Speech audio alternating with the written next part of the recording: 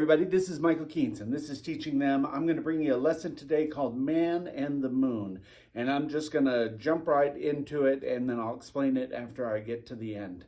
So the way that I'd run it, I'd invite two volunteers up. In this case, I've made my moon freestanding, so I only need one volunteer, but my volunteer's right here. There she is. There's Monica. She's going to be working multiple roles. She's going to play the Earth. Let's see the Earth. Here it comes. Yep. That's artwork of my own creation right there. And then the sun, and the sun's going to be a flashlight. So she'll be playing both those roles.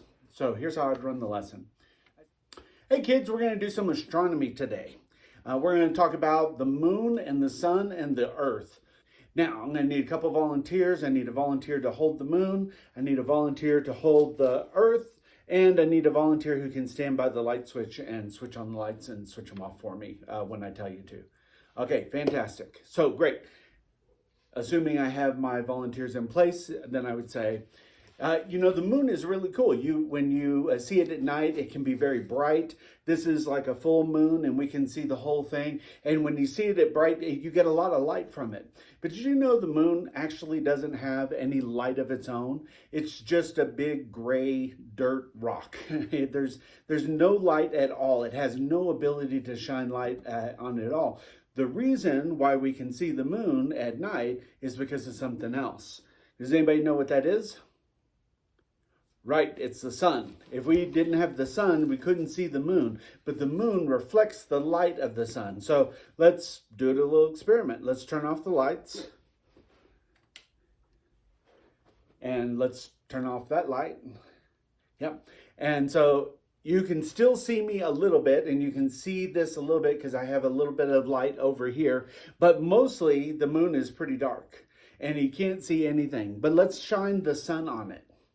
So when the sun is shining, now you can see the moon, and we get this beautiful light, and the moon can be very romantic, and it can make you cheerful, and it's just something that gives you kind of hope. When it's dark outside, you can see the moon, and it's very good. So the moon by itself doesn't shine any light, but it reflects the light of the sun, and I think we can learn some cool things about that. Let me turn the lights back on. First thing is, I'm going to say that the moon is kind of like us, like human beings, like mankind. And the sun is like Jesus. In fact, he is the Son, the S-O-N instead of the S-U-N. But he shines his light. In fact, he told us this in the book of John. He recorded what Jesus said to his friends. He said this. He said, this is John chapter 8, verse 12. He says, I am the light of the world. If you follow me, you won't have to walk in darkness because you will have the light that leads to life. He says, if you follow me, you won't have to walk in darkness because you will have the light that leads to life. Jesus says, I bring light into the world. He said, the world is a dark place. Actually, the world is a kingdom that is led by Satan, and Satan has power over the kingdom of the world.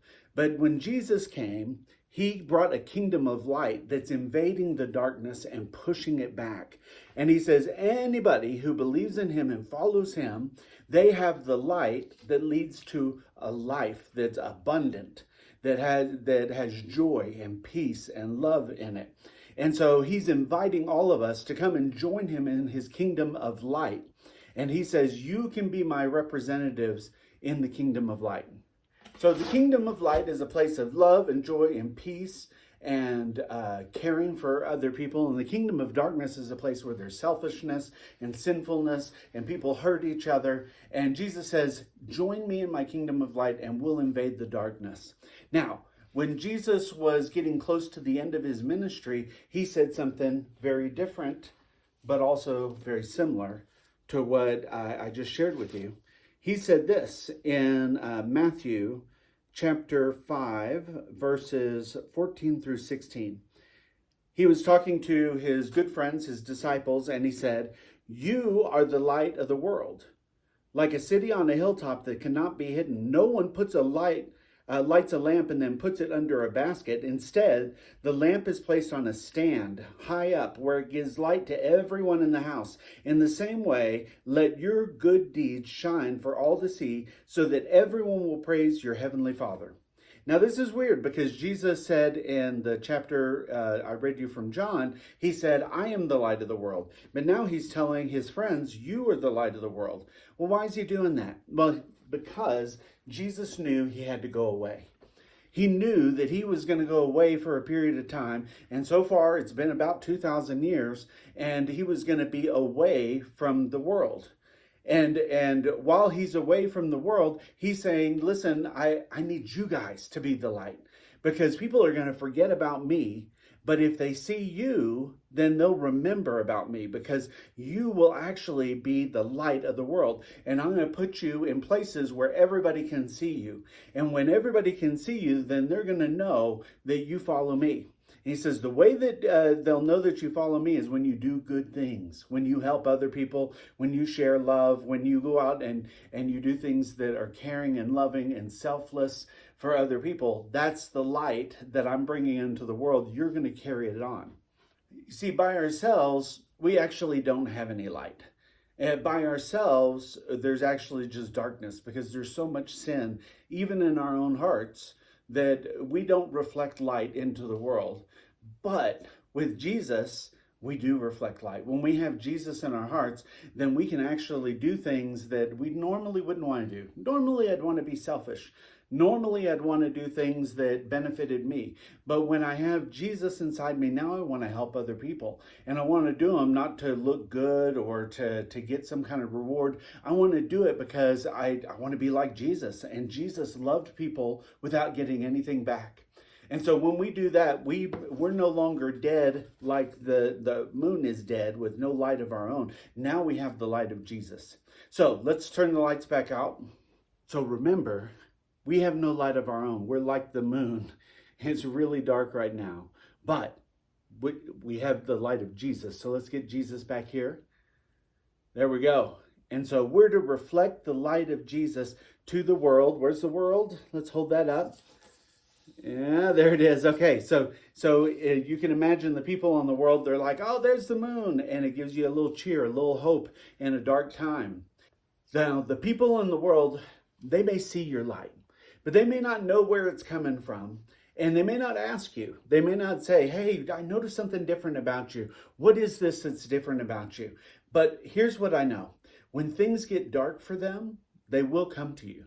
Because people run to the light when it's dark. And by dark for them, I mean, if something bad happens in their life, if someone that they love a lot dies, or if someone gets really sick, or if they suffer some kind of misfortune, then that's the time where people will run to the light when they feel the darkness in their life. And if you have been shining the light of Jesus, then that'll be a great opportunity for you to share the love of Jesus with them, because God will bring them to you and they will want to know about Jesus during that time. Now, here's something that we need to be careful of. We shine the light that is reflected from the Son of God, but we have to be careful not to let the world get in the way of our light. Because notice how the shadow of the world is shining on us, or is covering us, and so that we can't fully reflect the light. This is like allowing the world, which is in the Bible, it says the world represents sinfulness. The world represents the darkness that's out there. If we allow the world or sinfulness to get into our heart, then it'll block the light so that we won't be effective reflections of the light of God. And so we have to make sure that we don't let the world get between us and the sun. We need the sun shining completely on us.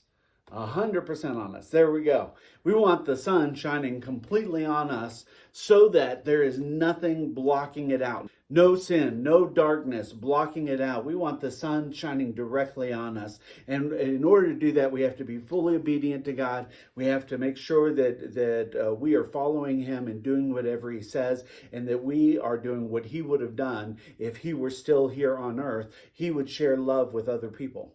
Now, a couple things to remember. Jesus went away.